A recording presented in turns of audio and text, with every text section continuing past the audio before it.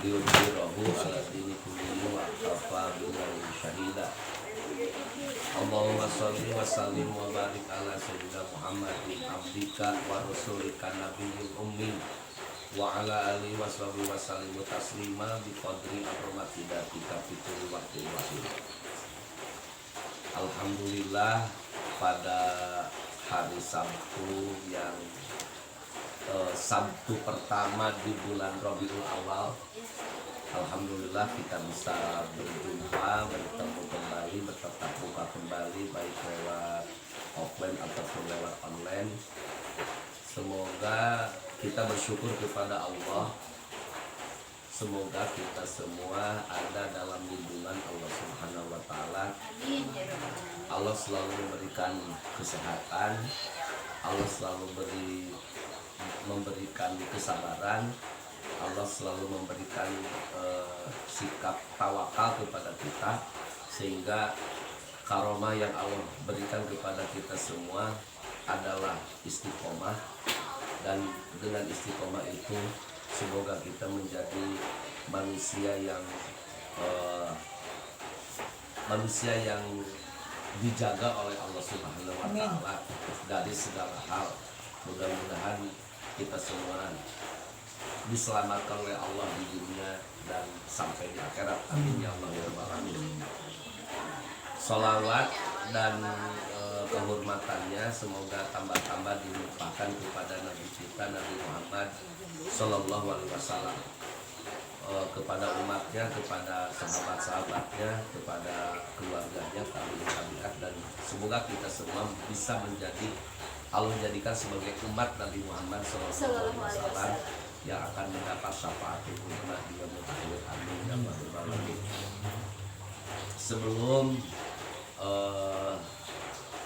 melaksanakan atau melanjutkan ini kajian, kita sama-sama untuk mendoakan untuk kita semua, baik yang hadir secara online ataupun yang hadir secara offline.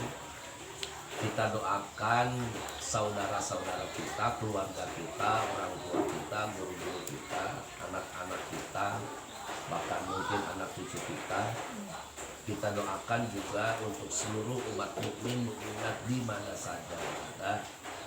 Semoga yang sedang Allah uji dengan kesehatan, dalam arti sedang sakit, baik sakit lahiriah ataupun batinnya, semoga Allah sembuhkan. Semoga semuanya Allah sehatkan, sehat walafiat. Amin ya Allah ya rabbal alamin. Dan yang sedang menjalankan bisnis, sedang menjalankan usaha atau kasab, atau yang sedang berdagang atau yang tani, apa sajalah yang sedang melakukan muamalah, semuanya semoga Allah beri kelancaran, semoga dimudahkan dan diberi hasil yang banyak, rizqan halalan thayyiban katsiran, dan semoga dijadikan berkah di dunia dan berkah di akhirat. Amin ya rabbal alamin. Dan kemudian untuk yang sedang memiliki atau mempunyai tujuan maksud yang baik menurut Allah dalam apapun yang kategorinya baik oleh Allah, maka semoga Allah ijabah dari maksud-maksud kita ataupun kegiatan-kegiatan kita. Allahumma qdi hajatina, Allahumma qdi hajatina, Allahumma qdi hajatina, Allahumma qdi anna daina, Allahumma qdi anna daina, Allahumma qdi anna daina. Kalau arti Allahumma qdi hajatina itu semoga Allah sama dengan menetapkan atau mengijabah kebutuhan kita. Allahumma qdi hajatina. Dalam istilah bahasa Sunda, ikdi itu nyumponan, atau dalam bahasa Indonesia apa? Nyumponan tenang, mengijabah, memenuhi. Semoga Allah memenuhi atau memenuhkan atau gimana? Memenuhi kebutuhan kita.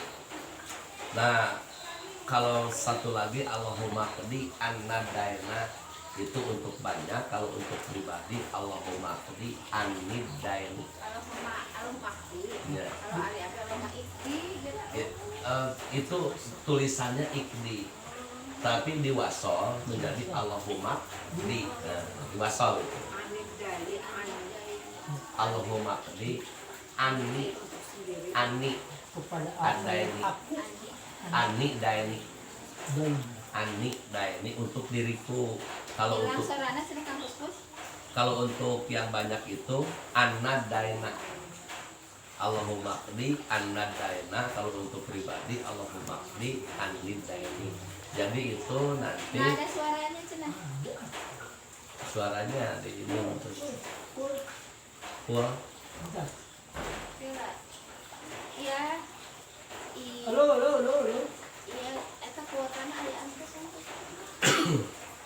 70 Allahumma qdi anni daini itu untuk sendiri. Kalau untuk banyak Allahumma qdi anna daina. Dan itu Kami yut kan Gus Kami yut. bukan banyak ya oke bos udah ya ya.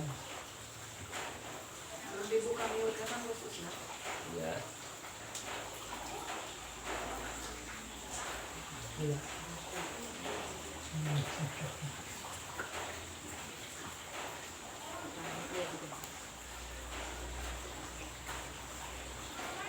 Apa yang kasih ke halo Aya.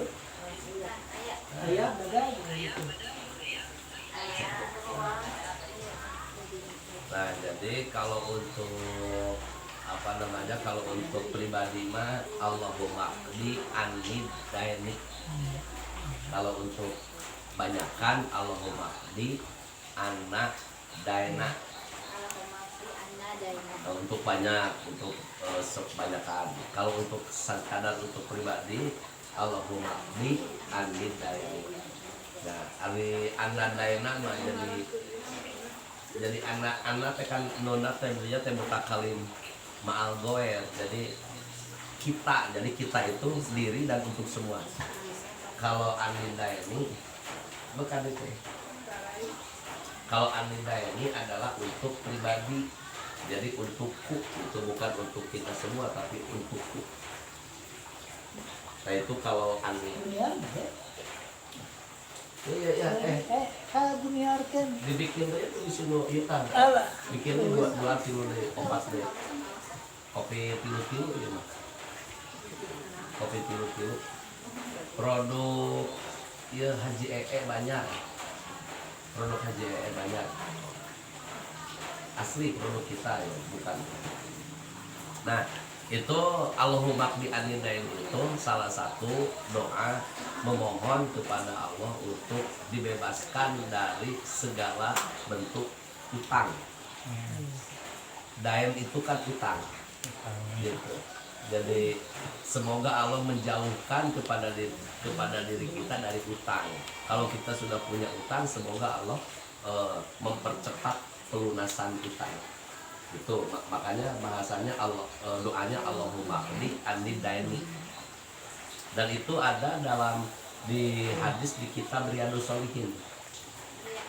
Riyadhus Shalihin itu dari hadis Nabi itu di dalam kitab di kitab Riyadhus Shalihin.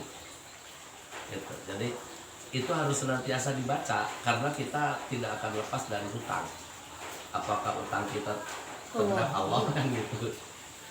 Apakah utang kita dengan sesama manusia baik banyak ataupun kecil, kadang-kadang yang inilah banyak yang ini itu karena sudah terbiasa dengan sifat manusia ya.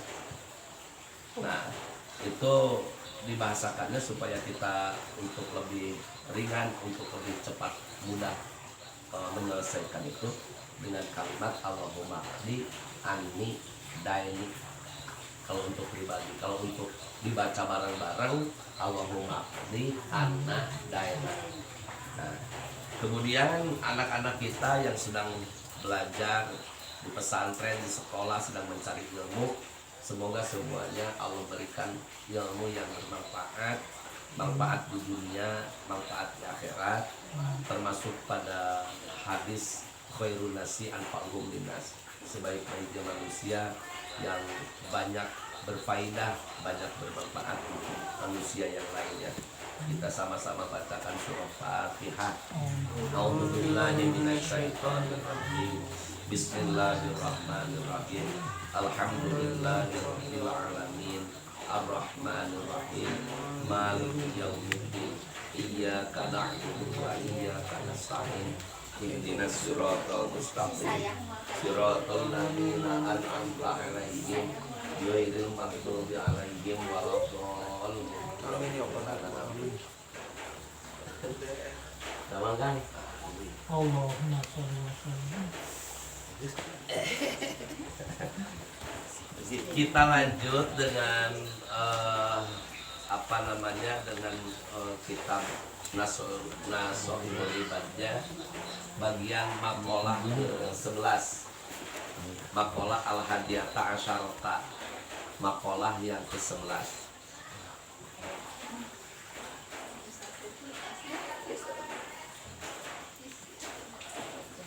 Dari maqalah yang ke-11 ini qala Abu Fadil rahimahullahu ta'ala. Ini disampaikan oleh Abu Fadil rahimahullahu ta'ala. Kalau ada kalimat seperti rahimahullahu ta'ala atau radhiyallahu ta'ala, itu fi'il madhi yang kemudian dilanjutnya kepada lafaz Allah seperti radhiyallahu atau rahimallah. Nah, itu dari Abu Fadil. Itu kalimat fi'il madinya itu menjadi bermakna doa. Jadi rodiya itu semoga, radhiyallahu semoga Allah meridhoi, artinya jadi gitu. Fi'il madi Rodiya itu kan fi'il madi, arti kalau tidak digabungkan dengan lafaz Allah, rodiya itu artinya ridho. Rodiya itu ridho atau telah ridho atau meridhoi. Nah, ketika digabungkan dengan lafaz Allah, maknanya jadi doa, semoga Allah meridhoi. Nah, itu kalimat dari ini. Nah, samallahu kitabahu bi asyrati asma'a. Sama teh dina bahasa Sunda nama sama teh ngaranan, berarti menamai. Waalaikumsalam warahmatullahi wabarakatuh. Nama ngaji. Samallahu kitabahu, Allah memberi nama kepada kitab-kitabnya bi asrati asma'a, dengan 10 nama. Allah memberi nama kepada kitab-kitabnya, kitabahu atas kitabnya itu bi asrati asma'a, dengan 10 nama. Al-Quran itu wahyu Allah itu dinamainya paling tidak ada 10 nama gitu. Yang pertama Qur'anan.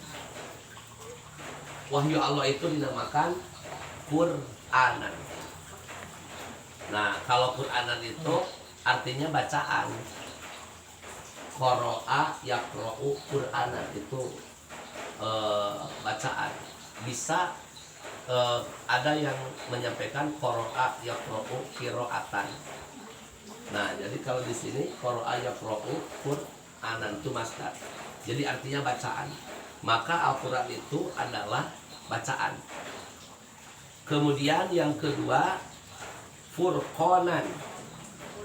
Furqon. Al-Quran itu seringkali juga dikatakan sebagai Furqon. Kalau Furqon itu tina paroko. Paroko itu artinya pisah. Ya. Nah, ini pakai Furqonan kalimatnya. Berarti kalimat Furqonan itu memisahkan. Nah, Furqonan itu berarti memisahkan. Nah, dikatakan Furqon karena memisahkan antara hak dan batal. memisahkan antara halal dan haram. Makanya Al-Quran juga seringkali disebut Furqan. Dalam kitab tafsir Jalalain, pembahasan dari surah Al-Anbiya, kisah Nabi Musa alaihissalam, kitab Taurat pun dinamakannya Furqan.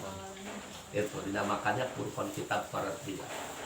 Nah, sebelum dilanjut, ini dari 10 nama, mungkin kita bisa memahami dari isi kandungan. Dinamakan Quran.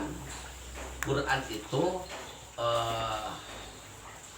ada beberapa ulama yang memberikan pemahaman atau pengertian tentang Al-Quran. Apa sih yang disebut Al-Quran? Nah, saya mungkin mengambil dari beberapa literatur di sini. Ada yang menyampaikan Quran itu, kalau Imam Ghazali, Quran itu qaulullahi ta'ala cukup. Imam Ghazali, apa yang disebut dengan Quran? Kata Imam Ghazali cukup jawabannya. Quran itu qaulullahi ta'ala. Qaulullahi ta'ala. Itu Imam Ghazali. Qaul qaf waw lam qaul Allahi ta'ala. Qaulullahi ta'ala. Jadi Al-Quran itu menurut Imam Ghazali adalah qaulullahi ta'ala. Ucapan Allah Subhanahu mohon, ucapan Allah atau firman Allah ta'ala. Dawuhan, bahasa Sunda mah dawuhan. Itu menurut siapa? Imam Ghazali. Ada yang disampaikan Al-Quran itu menurut Hasan Abu Thalib. Kalau menurut Hasan Abu Thalib memang agak panjang. Al-Quran itu dibahasakannya munazzalun bi al-fadil arabiyah. Munazzalun bi al-fadil arabiyah. Wa ma'anihi min indillahi ta'ala. agak panjang. Tapi biar yang ditulis juga nanti mungkin kesimpulannya ya. Bisa di ini. Al-Quran itu munazzalun bi al-fadil arabiyah. Kata siapa? Abu Hasan Thalib. Abu Hasan Thalib mengatakan bahwa Quran itu munazzalun bi al-fadil arabiyah. Diturunkan oleh Allah itu dengan gaya bahasanya, gaya bahasa Arab.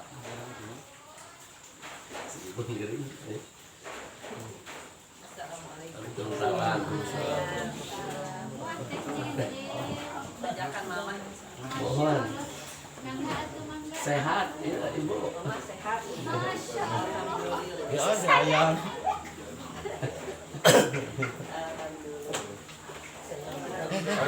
Bablas. Salam. Sugan teh bablas.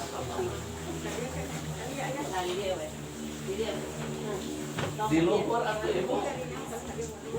Iya di lumpur Ibu. Mama di lumpur we.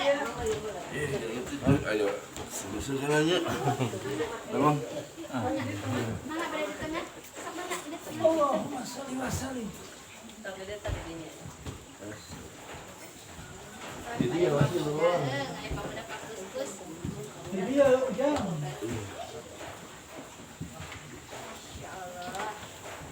Nah, kembali kepada laptop. Al-Quran itu menurut Hasan Abu Thalib itu disampaikan bahwa munazzalun bi al-fadhihi al-arabiyah. Munazzalun bi al-fadhil arabiyah. Al-Quran itu diturunkan dengan bahasa Arab. Kenapa dengan bahasa Arab? Karena untuk lebih memudahkan dipahami. Bahasa Arab itu bahasa yang paling mudah dipahami. Karena lafadznya satu tapi kalimatnya bisa banyak. Itu maknanya bisa banyak. Kemudian bahasa Arab itu bahasa yang fleksibel. Berbeda dengan bahasa Inggris. Berbeda dengan bahasa-bahasa yang lain. Kalau bahasa Arab itu hampir mungkin gini, bahasa Indonesia mirip dengan bahasa Arab. Karena ditulisannya seperti itu, bacaannya seperti itu. Gitu. Kalau bahasa Inggris kan berbeda. A jadi apa? Jadi E. I jadi I. Itu kalau bahasa Inggris. Tapi kalau bahasa Arab tidak, tetap aja a, ba, ta. Sama seperti bahasa Indonesia. Bahasa Indonesia juga a, ba, ta, sa. Maka digambarkan sesungguhnya Islam itu akan menjadi kekuatan di akhir itu ada di wilayah Asia, itu digambarkannya adalah wilayah Nusantara. Salah satunya Indonesia. Ada yang itu karena dilihat dari sisi ini gaya bahasa penulisan sama antara yang ditulis dengan yang dibaca. Itu seperti bahasa Arab. Cuman mungkin bahasa saja yang berbeda. Tapi konteksnya tulisannya itunya gayanya sama. Nah, maka di sini Abu Hasan Tholib mengatakan bahwa Al-Qur'an itu bil alfadil arabiyah. Bahasa Arab itu bahasa sebetulnya bahasa yang paling menyeluruh dimanapun, akan berbeda dengan bahasa yang lain. Dan semua orang akan bisa dengan bahasa Arab. Orang manapun. Cuman perbedaannya mungkin ada yang merasa berat dengan kayak orang Jawa kan ada istilah tanda tegurnya mendok gitu, atau misalkan orang Medan itu ada bahasa khusus dialek khususnya. Nah, dalam bahasa Arab pun ada seperti yang dikatakan oleh orang Arab itu menjadi berat tetapi itu dimudahkan. Itu ada dari sisi ilmu sorofnya. Nah, kemudian yang kedua disampaikan bahwa wa ma'anihi min indillahi ta'ala. Nah ini nih, wa ma'anihi min indillahi ta'ala, bahwa Al-Quran itu maknanya dari Allah. Mungkin ini sedikit kita bahas kan gini. Dalam sifat Allah itu ada yang dinamakan sifat kalam. Kalam itu artinya ucapan. Nah, kalam itu artinya ucapan. Allah memiliki sifat kalam. Salah satu sifat sifat ma'ani di Allah itu adalah sifat kalam. Kalam itu artinya ucapan. Nah, ketika berbicara kalam itu ucapan, wahyu Allah itu adalah kaul Allah. Tadi kata Imam Ghazali, Al-Quran itu kaul Allah. Maka di sini Al-Quran itu akan dibahas menjadi dua. Ada kalam dal, ada kalam madlul. Ada kalam dal, ada kalam madlul. Nah, kalau kalam dal itu yang kita baca dalam Al-Quran hari ini. Itu kalam dal yang kita baca. Mashab yang 30 juz itu disebut kalam dal. Karena kalau kalam Allah itu tidak ada tulisan, tidak ada suara. Kalam Allah itu tidak ada tulisan, tidak ada suara. Maka kalam Allah itu adalah madlulnya. Yang menjadi kalam Allah itu madlulnya, bukan kalam dalnya. Kalam dalnya itu ditulis sama Zaid bin Sabit, ditulis sama para sahabat, ditulis sama Sayyidina Utsman yang disempurnakan pada waktu zaman Sayyidina Utsman, sehingga ada Rosam Utsmani. Tulisan itu gaya penulisan Utsman. Zaman Sayyidina Utsman itu kan mulai huruf ba ada titik di bawah, huruf ta ada titik 2 di atas, huruf fa ada titik 3 di atas. Dan itu i'rabnya a patah, kemudian b kasroh, kemudian ab sukun, kemudian abjad didomahkan. Domah itu lengkapnya pada zaman Sayyidina Utsman.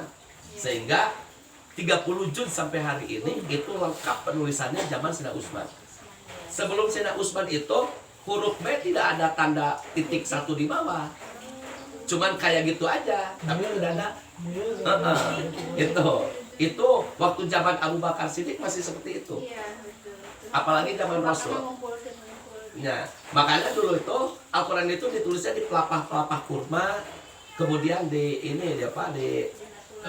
kulit-kulit. Ya, karena para sahabat yang hafal Quran banyak yang meninggal, maka diinisiatif di situ untuk dikumpulkan. Dan dikumpulkan zaman Abu Bakar Siddiq belum sempurna, zaman Sayyidina Umar belum sempurna, disempurnakan sampai 30 juz, disepakati oleh semuanya.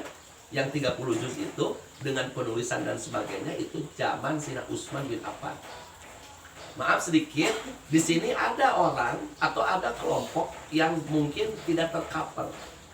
Seperti makanya kalau kita melihat dari beberapa aliran teologi ilmu kalam di dalam Islam itu seperti Syiah itu mengatakan dia ada Quran yang khusus karena ada ayat-ayat Allah yang tidak masuk pada 30 juz menurut mereka.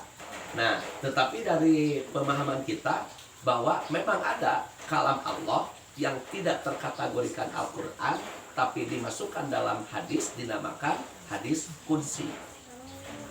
Hadis qudsi itu kalam Allah. Makanya dalam hadis qudsi itu qala Allahu ta'ala. Diawalinya dengan qala Allahu ta'ala. Itu kalam Allah, tetapi tidak masuk dalam 30 juz. Akan tetapi itu dalam tetap dikatakannya hadis, maka dinamakan hadis qudsi. Hadis yang yang disampaikan Allahu fi aunil abdi, maka nal abdu fi auni akhihi, itu hadis qudsi.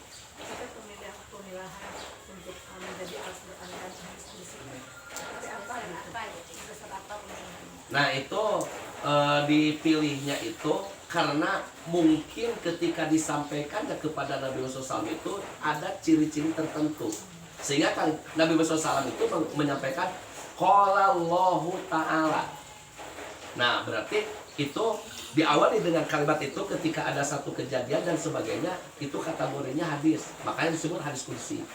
Nah tetapi ketika Al-Quran langsung kepada Nabi Muhammad SAW, Nabi Muhammad SAW tidak langsung mengatakan qala Allahu ta'ala ketika wahyu dari Allah gitu. Tapi itu untuk hadis qudsi itu turunnya itu di antara surat Al-Alaq dengan sampaikan Al-Maidah itu di tengah-tengah gitu. Di tengah-tengah. Maksudnya apakah setelah Al-Maidah ada lagi itu. hadis qudsi ataukah ada dalam kurun itu gitu? Memang ada dalam kurun pada saat Al-Quran diturunkan secara berangsur gitu. Ada yang mengatakan memang setelah selesai gitu hadis qudsi itu, setelah selesai Al-Maidah disampaikan al-yawma akmaltu lakum dinakum, setelah itu. Nah itu tentang hadis qudsi. Ada yang memang di tengah-tengah gitu ya, sama seperti Allah menurunkan wahyu Al-Quran itu. Tetapi mungkin nanti ini diklasifikasikannya oleh para sahabat karena ini gaya teksturnya berbeda dengan ayat-ayat yang lain. Jadi mirip seperti yang disampaikan oleh Rasul dalam konteks hadis, makanya disampaikan adalah hadis qudsi. Tetapi dalam hadis qudsi itu tetap turunnya diawali dengan qala Allahu ta'ala atau yaqulullah. Itu hadis qudsi. Nah kembali kepada persoalan yang pertama, bahwa Al-Quran itu ada kalam Allah, itu ada kalam dal, ada kalam madul. Ini yang perlu kita pahami, mungkin jarang ditepis ya, jarang diterangkan. Kalam dal dan kalam madul. Kalam dal itu yang kita baca seperti Al-Quran mashaf 30 juz, itu kalam dal. Dal namanya. Dal, alif, lam, dal. Gitu. Artinya dal itu yang menunjukkan. Nah, tetapi yang langsung dari Allah itu bukan kalam dalnya, tetapi madlulnya, isi maf'ul yang ditunjukkannya. Contoh gini lah. Contohnya bagus. Gus pakai motor. Di Jati ada stopan. Kemudian muncul lampu hijau. Kira-kira apa yang madlulnya naon cek Bang Gus? Maju kan? Kalam dalnya adalah lampu hijau, madlulnya adalah maju. Ada nggak orang yang cipta maju ada nggak? Tidak ada. Nah, tetapi kita sudah paham ketika lampu hijau pasti maju, ketika lampu merah pasti berhenti. Nah, berhentinya kita pada saat lampu merah itu madlul. Dalnya adalah lampu merah, dalnya lampu merah, madlulnya adalah kita berhenti. Dalnya lampu hijau, madlulnya kita maju. Nggak ada suara, hei kamu maju, nggak ada. Tulisan, nggak ada. Cuman kita ngerti gitu, ketika lampu hijau maju, ketika lampu merah berhenti. Nah, Madlulnya itu yang kita kerjakan. Itu yang kita kerjakan madlulnya. Kalamdalnya itu kata Allah aqimus sholah dalam Al-Qur'an. Itu kalamdal. Aqimus sholah itu kalamdal. Ada tulisan, ada ucapan, ada suara. Madlulnya adalah sholat yang kita kerjakan. Iya, itu madlulnya. Yang dari Allahnya itu apa yang dicontohkan oleh Rasul dengan kalimat shollu kama ra'aitumuni usolli. Kita sholat. Tapi Allah tidak pernah di situ ada suara, ada tulisan dan sebagainya bahwa kamu harus sholat. Gitu. Yang memberikan contoh siapa? Rasul. Karena Rasul yang paham dari madlulnya. Nah itu Al-Quran. Maka Al-Quran itu ada kalamdal, ada kalamadul. Yang jadi problem adalah ketika berbicara kalamdal. Kalamdal itu mazhab Quran yang 30 juz. Apakah hadis atau qadim? Nah ini yang seringkali dipertentangkan. Apakah hadis atau qadim? Hadis itu baru, qadim itu atau tebel dari Allah atau sejak awal dari Allah. Itu qadim. Nah, ini terjadi dua pendapat. Secara kasat mata, secara dohirnya, karena kalam Allah itu tidak ada tulisan, tidak ada suara, tidak ada huruf. Sementara ini ada tulisan. Ditulis kan? Dalam mazhab 30 juz, itu ditulis. Maka dohir yang kita lihat itu hadis. Karena itu dibuat oleh manusia. Tulisannya kan dibuat oleh manusia. Kemudian kertasnya juga dibuat oleh manusia. Nah, itu hadis. Tetapi untuk kesopanan, Imam Nawawi, Imam Syafi'i, bahkan Imam Maliki pun sama. Untuk kesopanan, tetap terhadap mazhab yang ditulis itu kita jangan mengatakan hadis. Tapi itu untuk kesopanan. Makanya bagaimana orang tua dulu kepada kita mengajarkan Al-Quran itu kalau dibawa itu pasti gini. Padahal sebetulnya untuk disimpan di atas di sini kalau tidak melihat madlulnya, hanya melihat ngapain ini buatan manusia. Ini tulisan buatan manusia, kertas buatan manusia, warna buatan manusia. Kenapa harus disuun-suun? Kalau lihat dari sisi itunya. Tapi kalau dilihat dari sisi maknanya, madlulnya Quran, makanya sangat wajar dan memang harus begini. Jadi ketika kita menyuhun Quran seperti ini, maaf, jangan menekankan kepada bendanya. Karena bendanya hadis. Makanya kata orang kan gini, Quran diinjak-injak. Kalau saya kan begini, kamu niat injak Quran itu niat apanya? Kalau menunjukkan bahwa itu sebuah perkara hadis, makhluk, gak apa-apa. Tapi kalau berbicara soal madlulnya, wah, ayo, diperep kurang gitu. Lamun dekankeun madlul nama. Lamun dekankeun madlul berarti kan injak-injak wahyu Allah. Tapi kalau hanya sekadar saya tidak soal madlul, tapi soal dohir, benda, itu nggak jadi masalah. Tetapi itu pun tidak sopan. Makanya tetap oleh ulama, walaupun ini Quran itu adalah buatan manusia, dalam konteks tulisannya, dalam konteks